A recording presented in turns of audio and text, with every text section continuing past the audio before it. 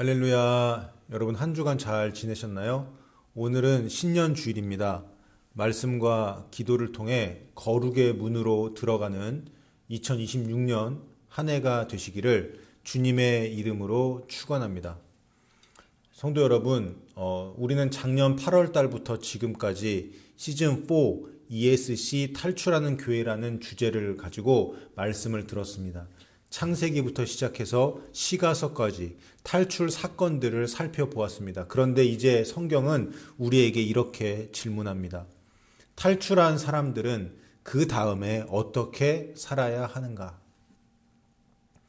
다니엘서는 바로 그 질문에 대한 책입니다. 출애굽이 애굽의 체제로부터 나오는 그런 물리적인 탈출이라면 다니엘의 탈출은 바벨론 제국에 남아 있으면서 신앙적으로 하나님께로 가는 내면의 탈출입니다. 영적인 탈출이죠.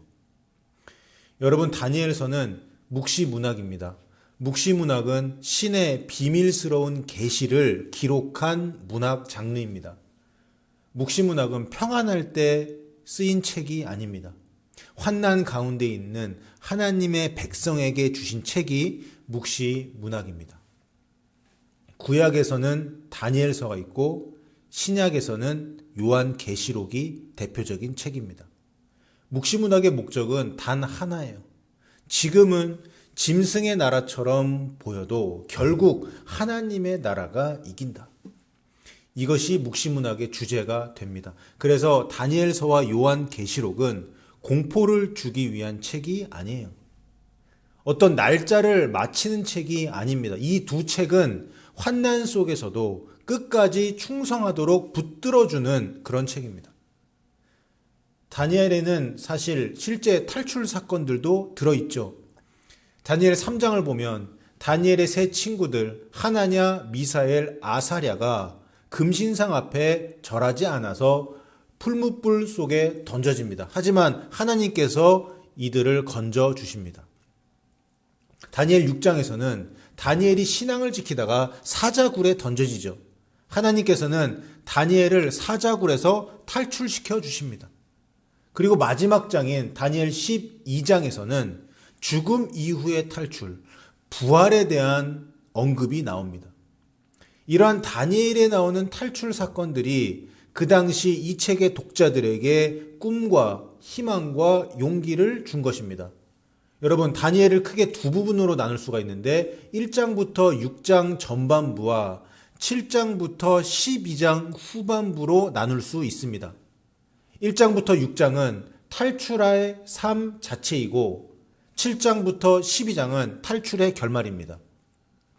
그래서 저는 한 주에 한 장씩 12주 동안 탈출하는 교회의 눈으로 다니엘서를 읽으려고 합니다. 여러분들도 이번 주부터 일주일에 한 장씩 다니엘서를 읽으시면 좋을 것 같습니다. 여러분, 다니엘 1장은 아주 조용한 장입니다. 풀무불도 없고 사자굴도 없습니다. 기적 같은 장면도 없고 환상도 나오지 않습니다. 그런데 놀랍게도 다니엘서 전체의 승리와 탈출의 비밀이 이미 1장 안에 다 들어있습니다. 먼저 1절을 보겠습니다. 유다왕 여호야김이 다스린 지 3년이 되는 해에 바벨론 왕 느부갓네살이 예루살렘에 이르러 성을 에워쌌더니, 보통 성경학자들은 이 사건을 주전 605년경 바벨론이 국제정세의 패권을 잡아가던 시점으로 봅니다. 그 무렵 바벨론은 애굽과 고대 근동 지역의 패권을 두고 싸웠고 유다는 그 사이에서 흔들리며 살 길을 찾아 헤매야 했습니다. 그 과정에서 바벨론은 예루살렘에 와서 압박을 가했고 그 결과로 젊은 엘리트들을 데려가게 됩니다. 물론 이때 남유다가 멸망한 것은 아닙니다. 멸망의 전조가 되는 첫 번째 포로 사건이 그때 있었던 거죠. 이후에 2차, 3차 포로 사건들이 이어지고 결국 예루살렘 성전이 무너지는 날이 오게 되죠. 그런데 하나님께서는 그 최종 심판 이전에 먼저 사람들을 골라내어서 이방 땅 한복판에 세우셨던 겁니다. 그리고 2절을 보십시오. 여기서 다니엘서의 세계관이 드러납니다. 주께서 유다 왕 여호야김과 하나님의 전 그릇 얼마를 그의 손에 넘기심에. 여러분, 성경은 말합니다. 바벨론이 강해서만 이 일이 일어난 것이 아니라고 말합니다. 느부갓네살이 하나님보다 강해서 그가 이긴 것이 아니라고 성경은 말해요. 주께서 넘기셨다. 이 한마디를 보고 우리는 정답을 알 수 있습니다. 하나님께서 허락하셨다는 뜻입니다. 물론 이것은 남유다가 범죄했기 때문에 죄에 대한 대가를 치른 것 맞습니다. 하나님이 보호해주지 않으신 것 맞습니다. 그러나 중요한 사실이 있어요. 그것이 무엇입니까? 심판의 순간에도 하나님은 역사의 주권을 놓지 않으신다는 사실입니다. 전쟁도, 포로도, 제국의 흥망성쇠도 우연히 굴러가는 것이 아니라 하나님의 손 아래에서 허락되고 이루어집니다. 이것이 다니엘서의 첫 문장에 깔려있는 믿음이에요. 그러므로 여러분, 다니엘서는 처음부터 이렇게 우리에게 말합니다. 너희가 포로가 되었다고 해서 하나님이 왕좌에서 내려오신 것이 아니다. 하나님은 여전히 주권자이시다. 그런데 바벨론은 사람을 어떻게 다루는가 한번 보십시오. 바벨론 왕은 단순히 포로를 데려와서 노동만 시킨 것이 아닙니다. 3절과 4절을 보면 왕족과 귀족 중에서 흠이 없고 용모가 아름답고 지혜가 있고 총명이 있고 학문에 익숙한 소년들을 뽑았습니다. 그리고 그들에게 갈대아 사람의 학문과 바벨론 제국의 언어를 가르치게 합니다. 여러분, 이것은 단순한 교육이 아닙니다. 언어를 바꾼다는 것은 생각을 바꾸는 것이고, 학문을 가르친다는 것은 세계관을 바꾸는 것입니다. 바벨론은 사람을 바꾸려 했습니다. 나라를 무너뜨리기 전에, 남유다 나라를 무너뜨리기 전에 먼저 사람을 바꾸려는 계획이 있었습니다. 그래서 5절에 보니까 왕이 직접 왕의 음식과 왕이 마시는 포도주에서 날마다 쓸 것을 지정합니다. 그리고 3년 동안 그들을 기르게 합니다. 바벨론은 시간을 가지고 사람을 바꾸려고 했습니다. 그래서 이름도 바꿔버립니다. 다니엘, 하나냐, 미사엘, 아사랴 이 네 청년의 이름들에는 하나님의 이름과 하나님 신앙이 담겨 있어요. 이름 뜻이 무엇인지 한번 볼까요? 다니엘, 하나님은 재판관이다. 하나냐, 여호와께서 은혜를 베푸신다. 미사엘, 누가 무엇이 하나님인가?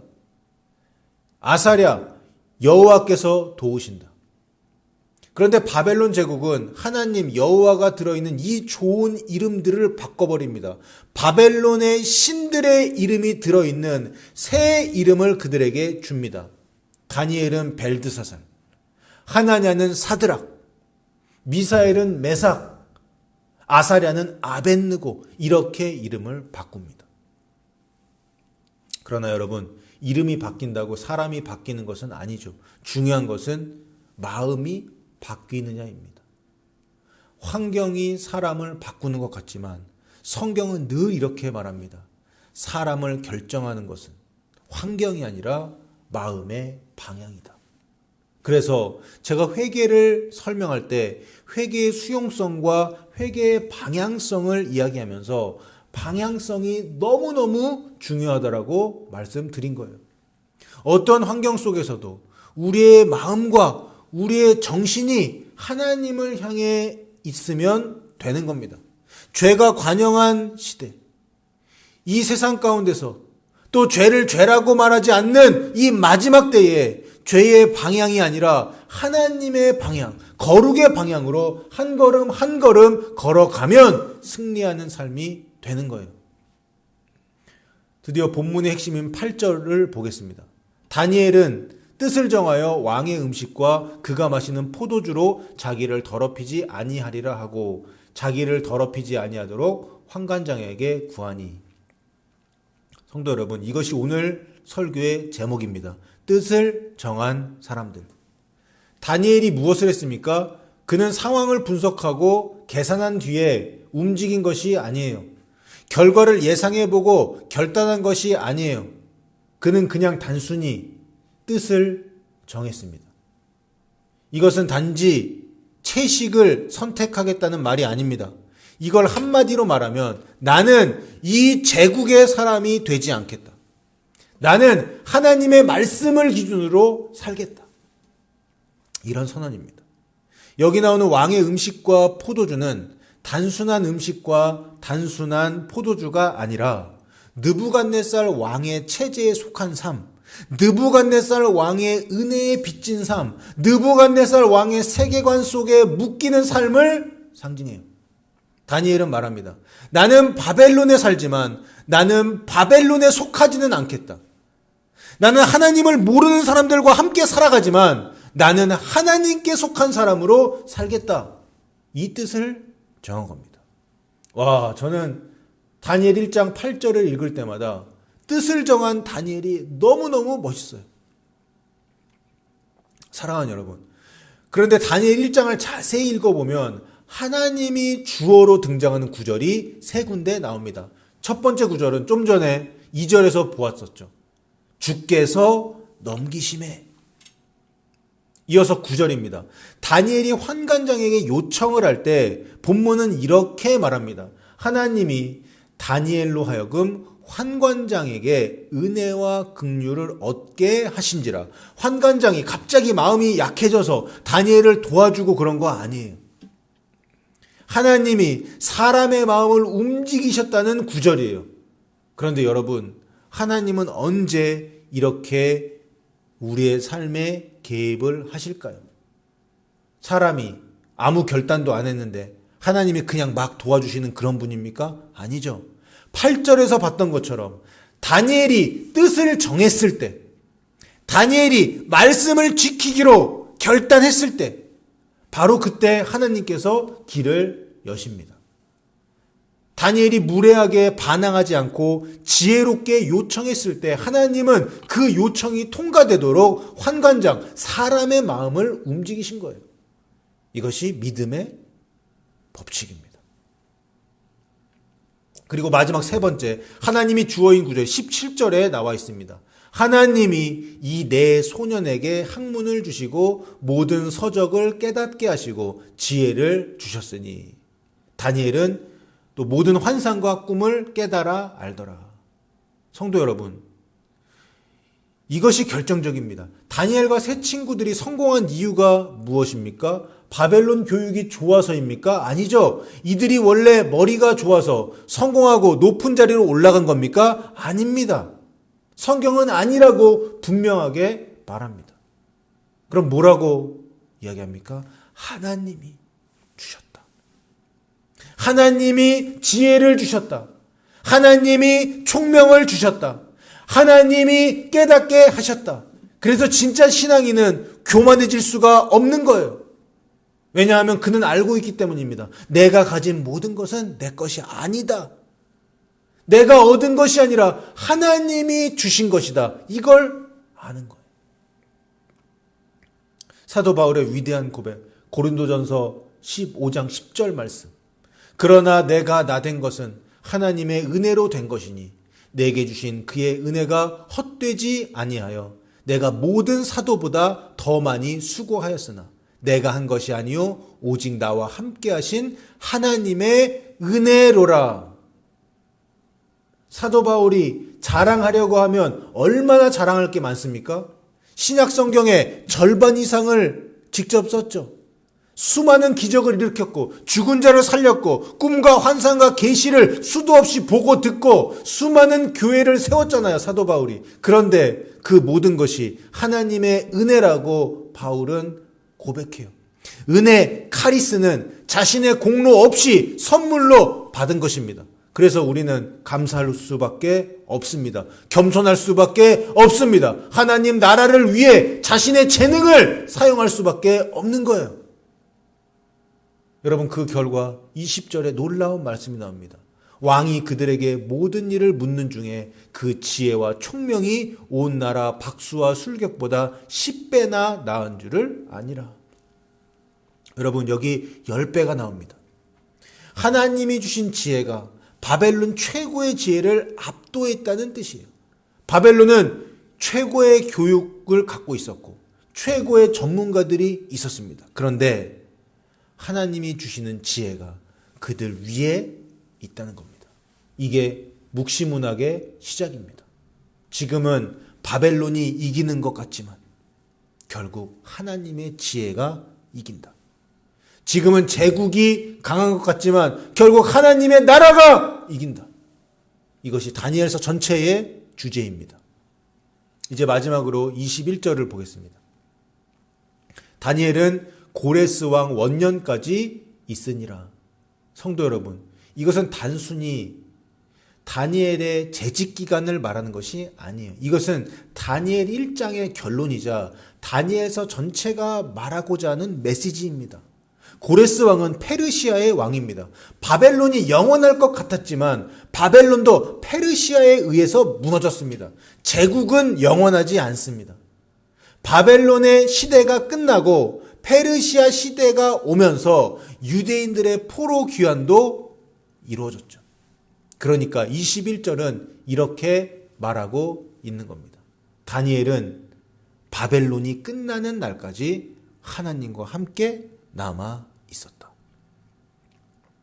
하나님께 충성한 사람은 제국이 바뀌어도 무너지지 않는다.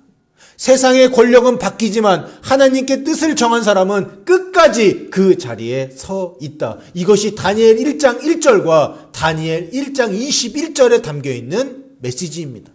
사랑하는 성도 여러분, 하나님의 사람은 무엇으로 승리합니까? 뜻을 정함으로 승리합니다. 다시 말해, 하나님의 말씀을 지키기로 결단함으로 승리합니다. 말씀으로 부르짖어 기도함으로 승리할 수 있습니다. 바벨론 한복판에서 세상과 동화되지 않고 세상을 따르지 않는 삶은 말씀과 기도로 되는 것입니다. 로마서 12장 2절에서 바울은 이렇게 권면합니다. 너희는 이 세대를 본받지 말고 오직 마음을 새롭게 함으로 변화를 받아 하나님의 선하시고 기뻐하시고 온전하신 뜻이 무엇인지 분별하도록 하라. 여러분, 마음을 새롭게 하려면 어떻게 해야 할까요?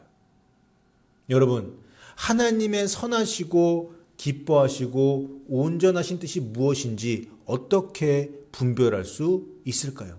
말씀과 기도로 되는 겁니다. 마가복음 9장 29절 말씀처럼 기도 외에는 이런 종류가 나가지 않습니다. 우리는 세상 속에 살지만 세상에 속하지 않습니다. 우리의 시민권은 하늘에 있어요. 우리는 바벨론 한복판에 있지만 우리는 미국 캘리포니아에서 또한 한국 땅에서 세계 곳곳에서 살아가지만 우리의 마음은 하나님께로 탈출해 있어야 합니다. 이것이 영적인 탈출입니다.